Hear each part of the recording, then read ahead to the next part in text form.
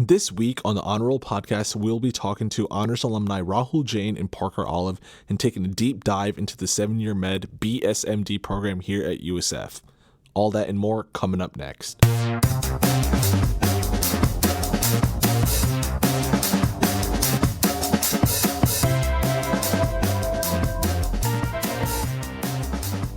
Hey Honors Bulls, welcome to the Honor Roll podcast, the flagship podcast of the Judy Genshaft Honors College podcast network.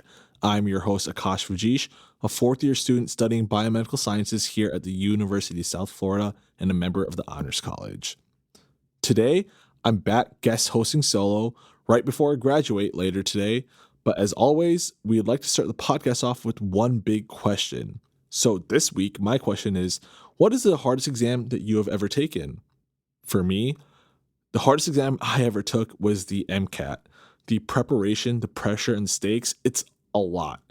For those of you who may not know what the MCAT is, it's similar to the SAT in aspect that you need the SAT to get into the college. You need the MCAT to get into med school. And it's an 8-hour exam that takes months of preparation and a whole lot of studying. But it's also a big milestone for anyone on the journey to becoming a doctor. And speaking of that journey, today we're diving into the 7-year med program with Rahul Jain and Parker Olive. So stay tuned.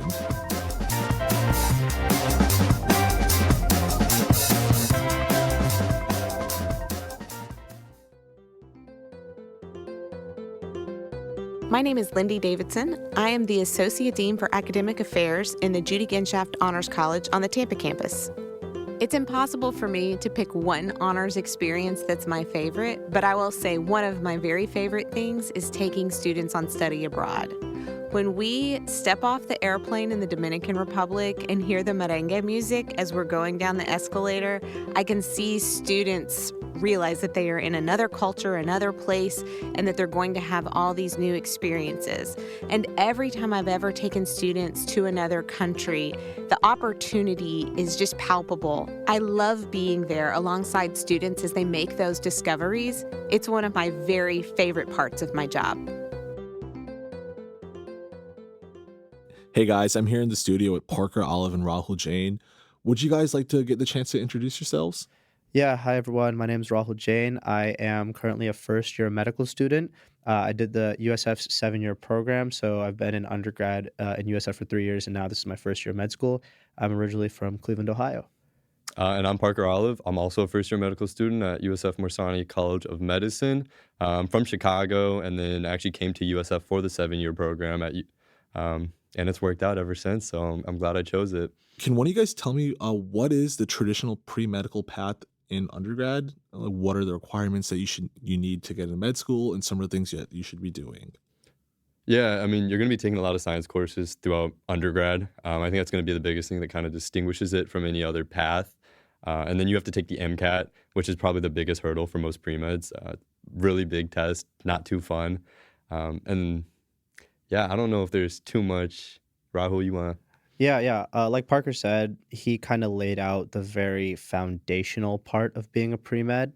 On top of that, with med school becoming more competitive to get into, as I'm sure you all know, people talk about research, volunteering, leadership, and kind of setting yourself apart from everyone else in some way or another so that when you apply to med school, they look at you and think, okay, we want this kid over somebody else.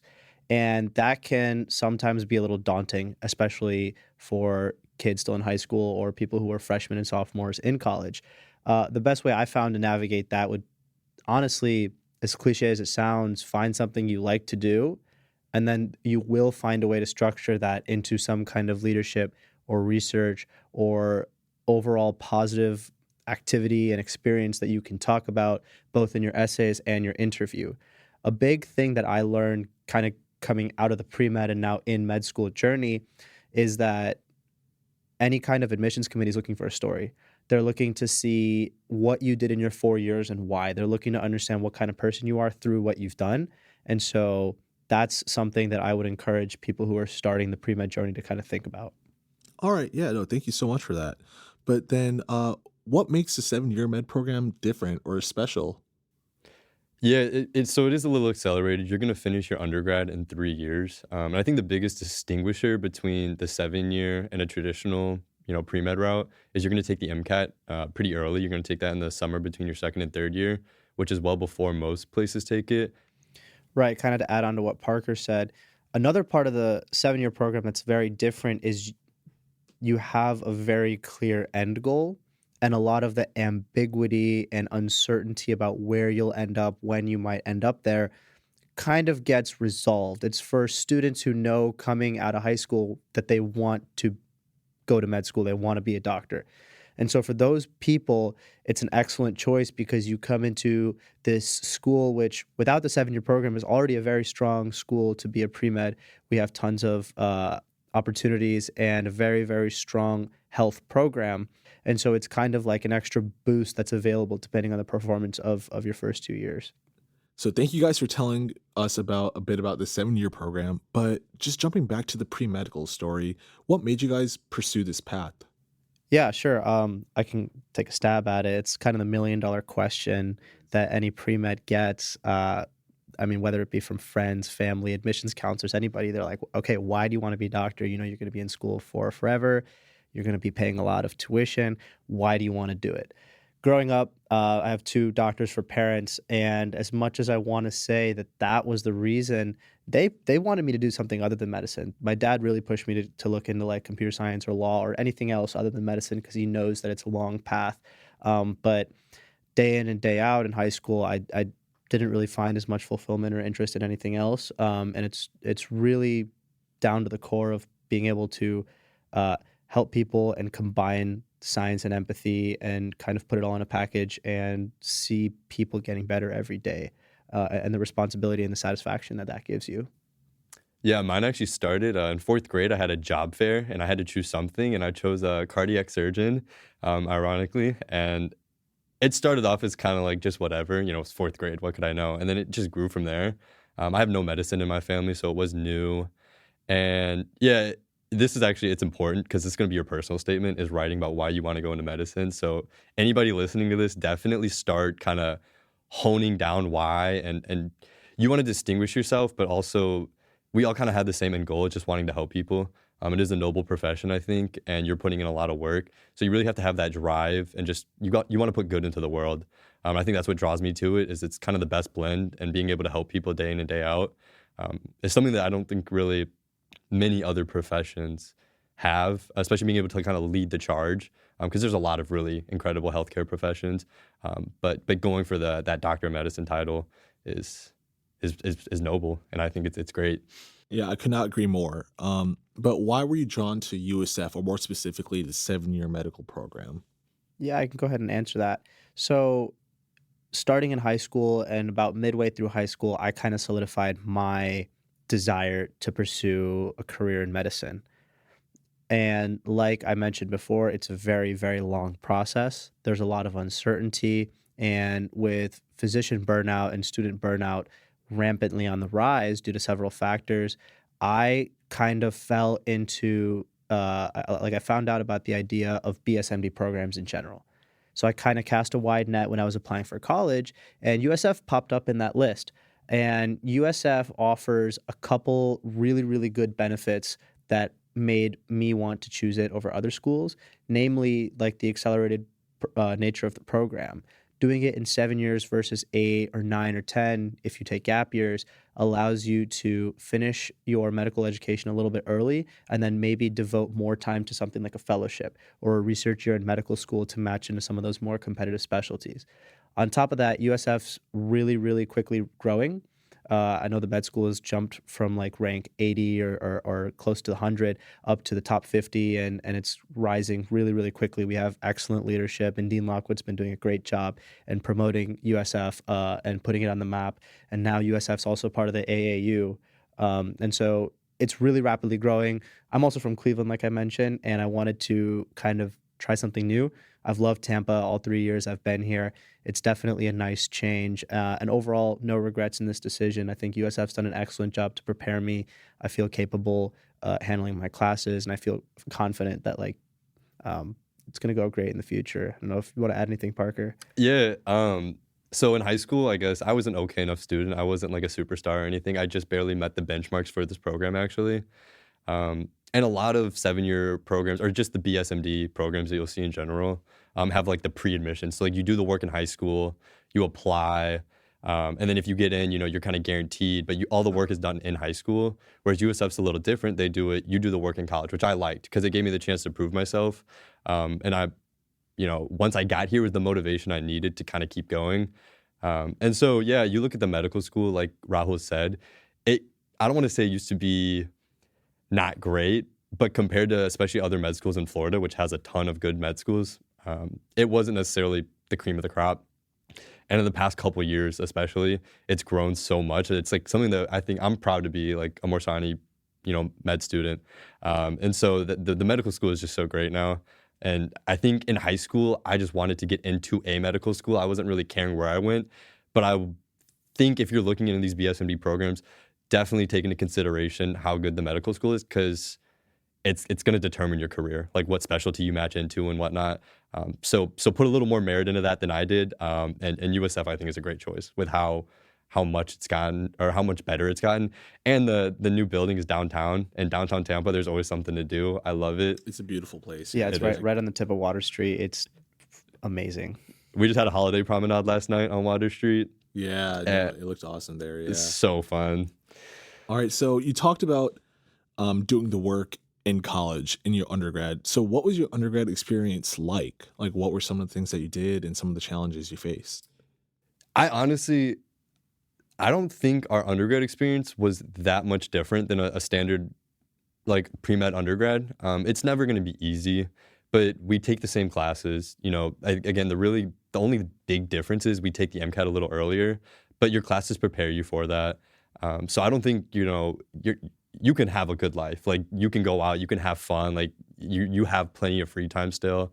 So I think, there's kind of like a misconception, I think, that if you're going to this program that you're not going to be able to do anything but study. And that couldn't be further from the truth. Yeah, I agree with Parker. I kind of, in hindsight, I didn't do this intentionally, but I almost split my undergrad, like the 3 years of undergrad, up year by year. When I came into college in 2021, in fall of 2021, we had just gotten over like most of what was the COVID pandemic. I hadn't gone outside any part of junior or senior year because where I live in Ohio was particularly hard hit by COVID. So I hadn't been able to pursue like clubs, activities, organizations, even sports to the level that I wanted to in the tail end of high school. So first year, I dove really, really deep into clubs and organizations and leadership. That meant almost every day I had some kind of club meeting or event. I was playing tennis 5 days a week and coaching as well, traveling with the club tennis team, and balancing my schoolwork alongside of that. So after the first year, doing a lot of social work and social activities and stuff, second year, I kind of moved over to the MCAT. Like Parker said, the biggest difference between the 7-year program and an undergraduate and a regular undergrad pre-med student is the fact that you take your MCAT early. I ended up taking my MCAT in March of my sophomore year, so that entire year was pretty much dedicated to preparing for that and getting ready for that. Third year, I kind of moved into research and work experience. So I worked as an MA and a scribe in a plastic surgeon's hands clinic, and I was also doing some research with a couple of the faculty at Morsani.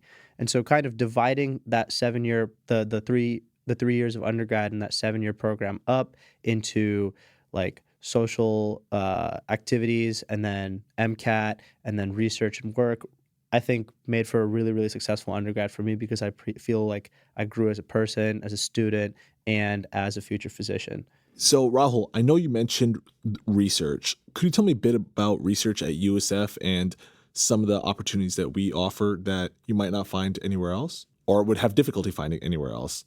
Yeah, that's a good question. I think it gets thrown around a lot among pre-meds and like students in high school will hear a lot about the importance of doing research and showing medical school application committees that, hey, I've done this much research. Really, my experience at USF has been really positive. I reached out to a couple professors my third year, between my second and my third year of undergrad, and I got a couple responses. And then I started working in a lab with one of the faculty members in molecular medicine.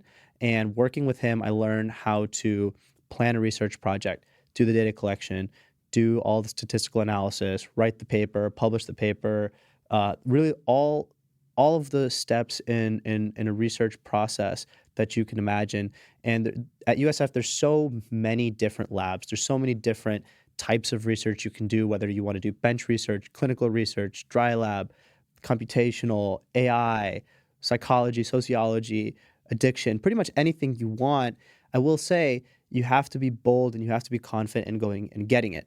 No one's going to hand it to you, but that's a theme you're going to see across the board anywhere you go to school. But USF, I feel like the faculty is very, very kind and they're very responsive. And if you play your hand the right way, you're going to be able to do the type of research you want, or at least something similar to what you want. Yeah, I think Rahul just said it perfectly. I got a list from my advisor of like research staff that had taken undergrads before. And you hear horror stories about research, and it can take so long to find it, and there's just so much cold emailing. And I got so lucky that on my first email, I got a response. We set up a meeting, and I was set. And so I started that midway through my second year of college, and I ended up, like Rahul said, I learned every process of research. I was in a wet lab, so I was working with Toxoplasma gondii, and I learned so much and actually ended up presenting at a conference. And as an undergrad, I ended up winning an award. So this the research set me up so well, and that probably ended up being the most impactful thing I did as a undergrad was research. And it's scary, I think, is that I put it off for so long because I was like, research is intimidating and scary. And it is. If you're reading literature, I mean, it's not. I today still read literature, and I have no idea what I'm reading. You just have to kind of like take the plunge, just email someone, and you learn so quickly. And I think it's one of the best things you can do as a pre-med, to be honest. Kind of piggybacking off of that, Parker, again, I actually have never done wet lab research. So I'm sitting here as a first-year medical student, I've only ever done dry lab research, and I don't think that has detracted from any of the skills that I wish I had, or I don't regret that decision at all. Wet lab research doesn't really interest me as much, so I took a more dry lab approach to it. And you can still publish, you can still learn, and I've been working with the same PI for almost 2 years, and there's been multiple collaborative initiatives, multiple different projects, and overall very, very positive experience. And I will say that's one of the benefits of the 7-year program.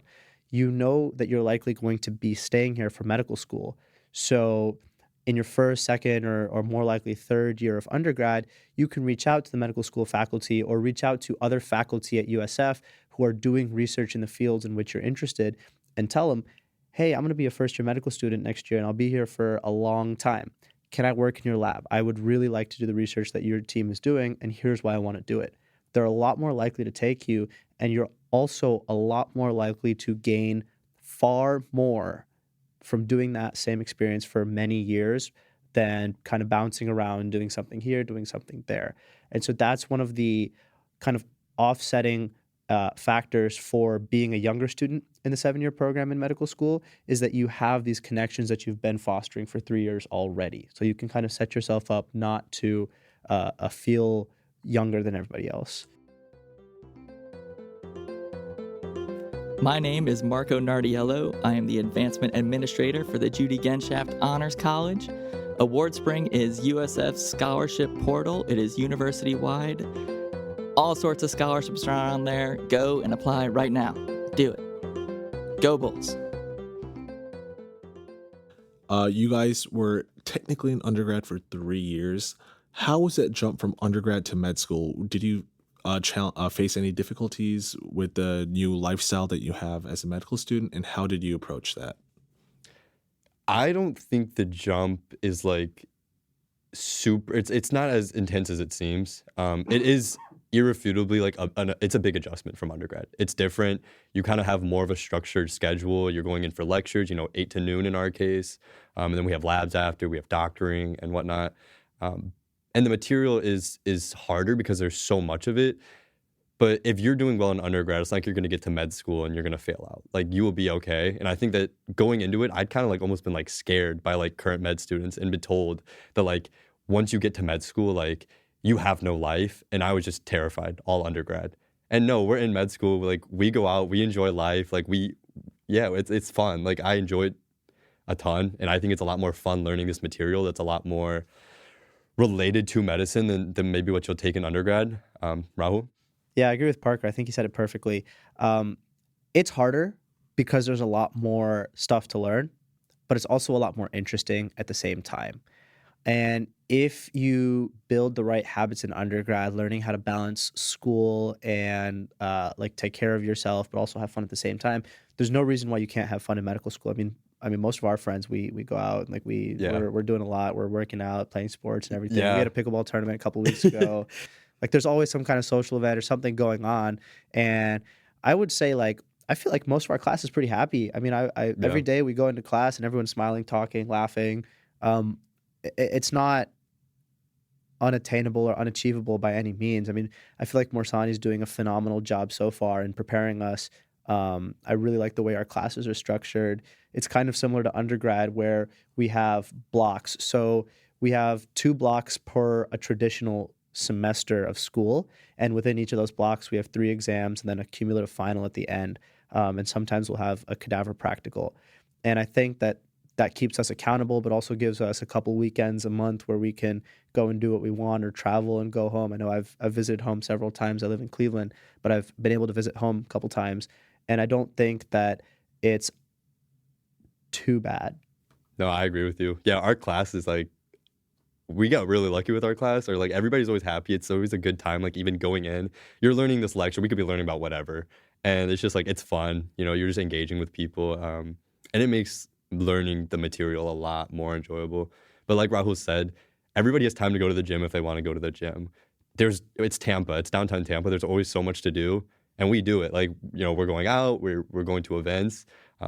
So yeah, it's fun. I like it more, to be honest, than undergrad or high school or anything. I do like it a lot more than undergrad and high school. I will say also, I don't feel younger than everyone else. It feels like we're kind of all on the same playing field. It kind of feels, yes, there will be people who have done 3 years of research in genetics or 2 or 3 years as a research coordinator, and they're going to know more things off of like a base point. But when you're all subjected to new lectures and new content, it doesn't seem like I'm that much younger. I don't know how you feel, Parker. No, I'm right there with you. I think kind of once you get to med school, it's like everybody's back to baseline. Age kind of becomes irrelevant. I don't even think people really know that we're younger.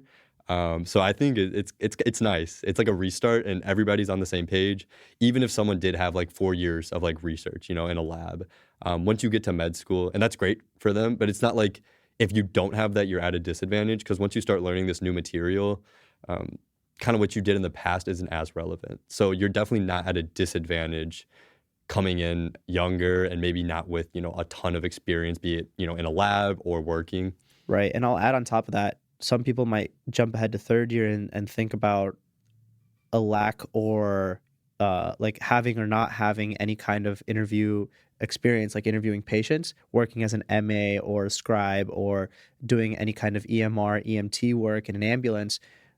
By 3rd year, you've had 2 years of medical school in which you're interviewing patients almost every week in practice doctoring sessions. We have doctoring every week, and we learn how to interview patients. We learn how to do a physical exam and all of that. So I would encourage people, yes, to gain as much work or research experience as they'd like in undergrad while in the 7-year program, but it's not really a necessity, and it's not going to put you behind in any way if you don't do that. I'd say just try to stick to experiences that you want to learn from and are passionate about, and you're going to learn a lot more from those than you will something that might fit a cookie cutter model. Yeah, and I know we touched up on this throughout all your answers, and we talked about how it is to be in med school, and we also did mention how the 7-year program helps you guys get into med school. But is there anything about the 7-year program or USF that helps you prepare for med school, whether that be the workload, the environment, the pace, anything that you guys would like to mention about that? I think the biggest thing for me is the discipline. As an undergrad taking the MCAT early, you really do have to become schedule oriented. You know, you have to really hold yourself accountable. And I think of all the things I did, the discipline is what translates most to medical school. And as long as you get that and you're able to kind of take control of your own life, take control of your schedule, get things accomplished when you want to, and not slack off or waste hours on your phone. Like, I literally will put my phone in another room and turn it off and then just study for a couple hours or do whatever I need to do. And just that discipline over the couple years we were in undergrad translated perfectly to medical school. And I still have that schedule. I still have all the same habits. And I think it helps me be efficient and creates more free time for me to do what I want. Because I have like dedicated like study time, work time. And so long as I'm good during that, when it's my time to enjoy life, I enjoy life. Like, I'm not stressing about the test whenever it is or studying. I enjoy it. So, yeah. Yeah, I think, Parker, you said one word that kind of sums up my answer to Akash's question. That would be habits. Going into undergrad, everything is very new. I moved really far away from home, so I had to learn how to do my laundry. I had to learn how to clean my room. I had to learn how to do all this stuff that my mom used to do for me. And so building those habits and then cultivating those habits, when the MCAT comes around, the MCAT doesn't play. Like, that's a score that you have to get to be a part of the 7-year program moving forward. There's no budging that score. There's no negotiating, oh, hey, I have 4 publications. I presented at this national conference. Can I get in with this lower MCAT score? No, like, that's the hard cutoff. And in a way, I think that even though the MCAT's daunting, it does a phenomenal job preparing you for medical school because it tests those habits, that discipline, and that determination you have to want to pursue a career in medicine at an earlier age.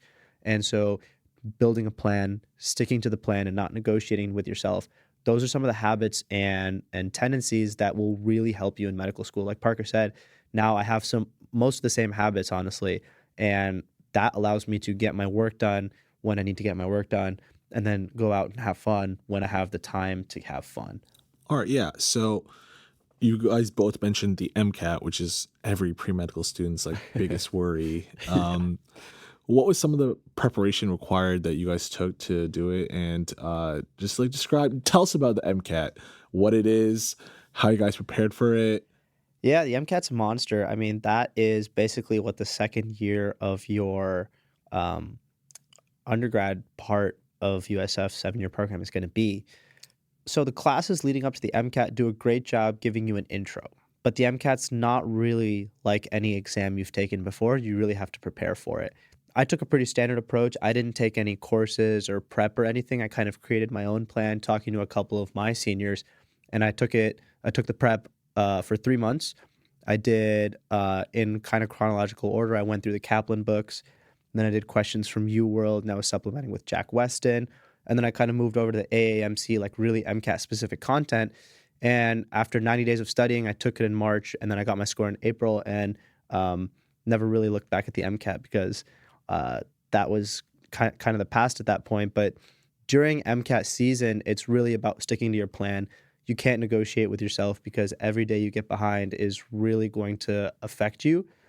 That being said, you build into your plan a way for you to be consistent.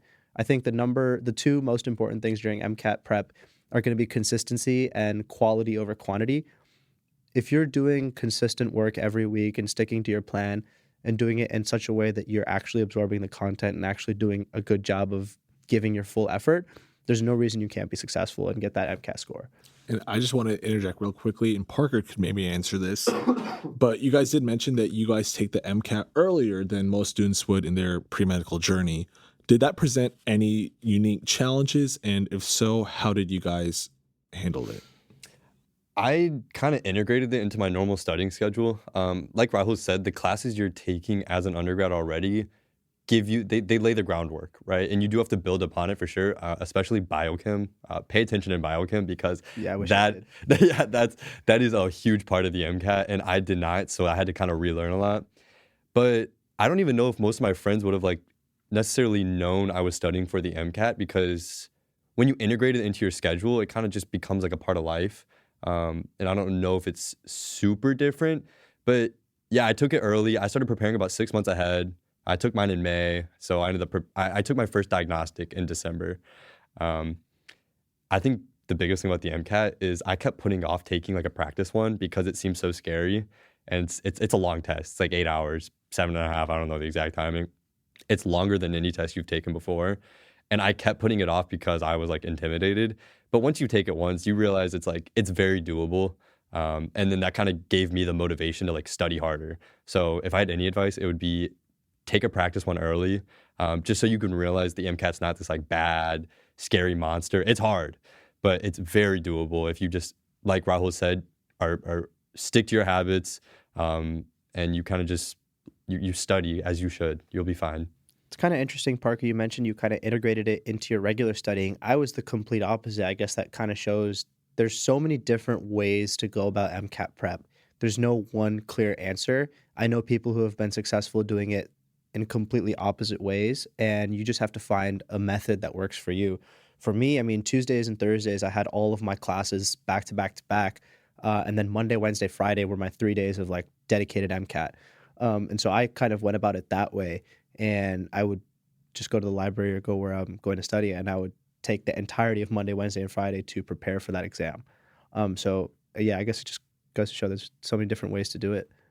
What are the most common questions that you guys get about the 7-year medical program when others find out that you guys are part of it?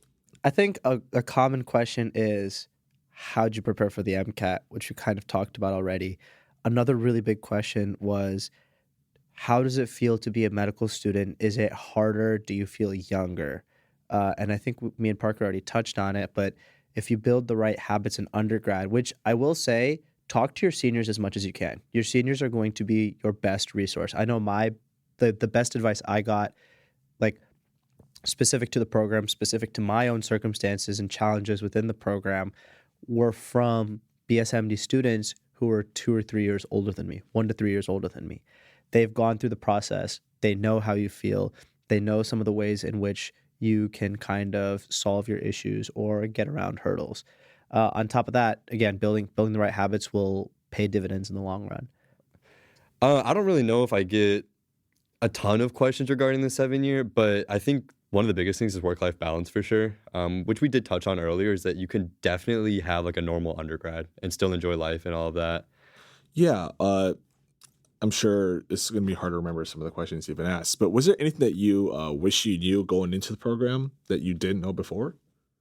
I feel like I figured it out as I went. I'm not sure that like looking back on it, there was any like huge question that I was like, I wish I knew this going into it. Probably the biggest thing would actually be knowing that I would still have a life and still be able to enjoy myself. I guess that was the biggest like fear I had going into college, was like, things get serious now, and they do, but that doesn't mean you can't still have fun. Like, you could definitely still enjoy life, and I was never like miserable. I was always happy. So yeah. Yeah, I don't know. I think a lot of the questions that I had coming in were answered either by like USF advisors or by like some of the seniors in the program. I guess one question I always had for myself was, can I do it? And I guess all of the preparation in undergrad and advice from my seniors and everything kind of helped me get the confidence and do everything that we're supposed to do as 7-year students, whether it be getting the MCAT or crushing the interview. And then now in medical school, I feel awesome. Like, classes are going well, and everything seems to be moving along nicely. Can I do it? Actually, I love that. Yeah. That's a great thing, because that does actually bring up a good point. Is I was fearful, kind of in that same regard, but it was just like, what happens if I don't get the score? Or like, what happens if I don't make it? Is my life over? That's kind of the mentality I had. It was, I think what I realized after, or kind of leading up to the MCAT, is that even if this doesn't go as well as I want it to, I'm still fine. Like, I'm still set up very well for applying to medicine or to med schools as like a normal applicant. And so, it worked out, and I'm grateful for that. But even if it doesn't, if you kind of drop out at any part, I feel like most people, it comes down to the MCAT scores, not getting the benchmark.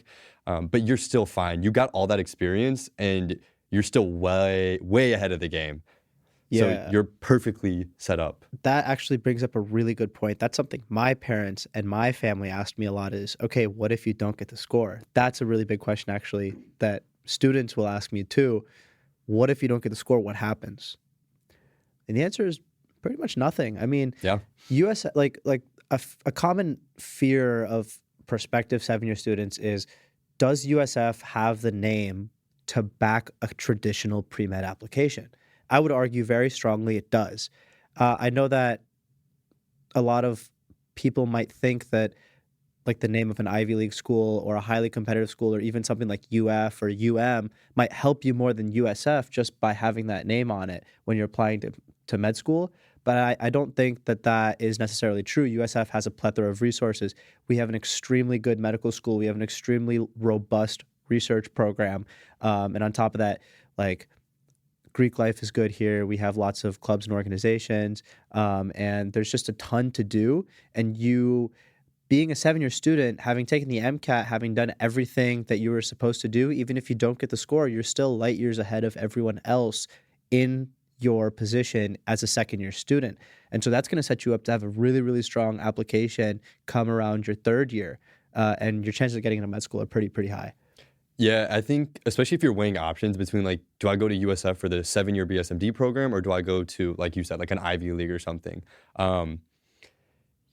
What college you go to is a fraction. It's such a small, like, having been involved in the kind of the medical school admissions process now, it's such a small part of who you are and what they're looking for.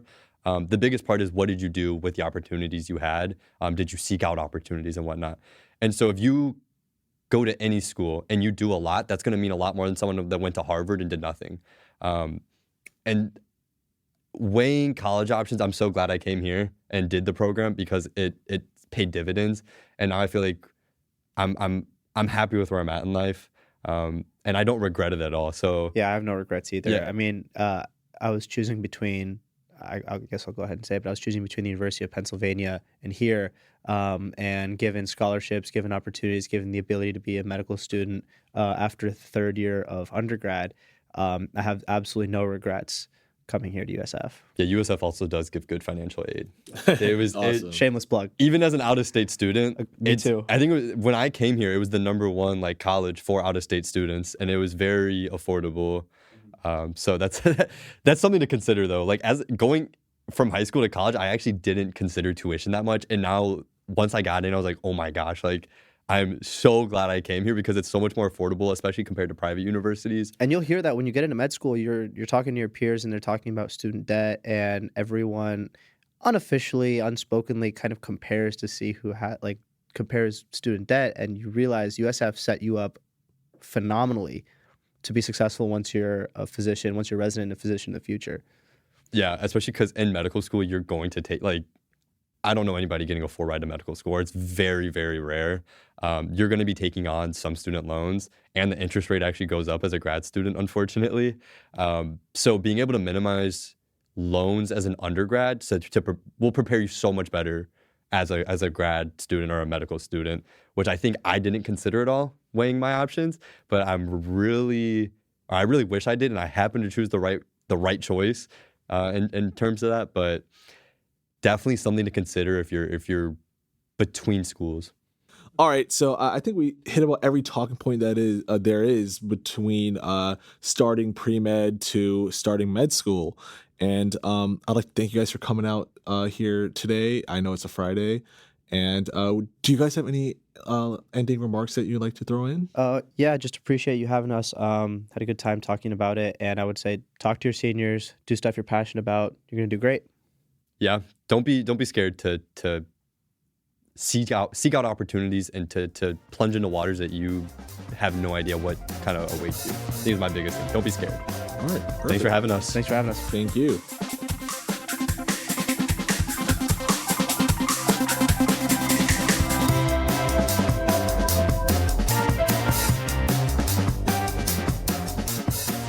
All right, we are back in studio, and after talking to honors alumni Rahul Jain and Parker Olive about our 7-year medical program, we got to take a closer look into the program and how to be successful within it. For example, I have a lot of friends in the 7-year med program, but one thing that Parker mentioned that I didn't really realize was how well the 7-year medical program built your habits and discipline that would therefore prepare you for medical school.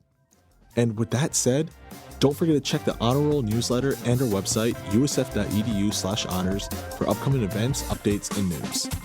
That will do it for this week's episode. The Honor Roll podcast is recorded in the Judy Genshaft Honors College at the University of South Florida Tampa campus.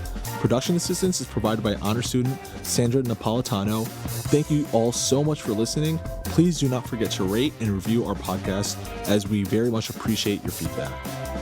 Please join us next week where we'll hear more honor stories and talk to more members of the Judy Genshaft Honors College. But until then, go Bulls.